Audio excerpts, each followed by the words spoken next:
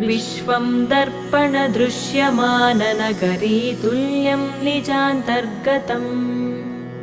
पश्यन्नात्मनि मायया बहिरिवोद्भूतं यथा निद्रया यः साक्षात् कुरुते प्रबोधसमये स्वात्मानमेवाद्वयम् तस्मै श्रीगुरुमूर्तये नमः इदं श्रीदक्षिणामूर्तये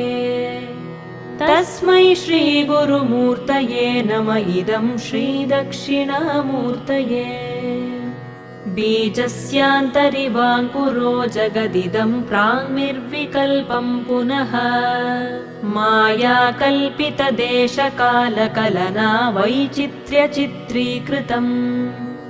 मायावीव विजृम्भयत्यपि महायोगी वयस्वेच्छया तस्मै श्रीगुरु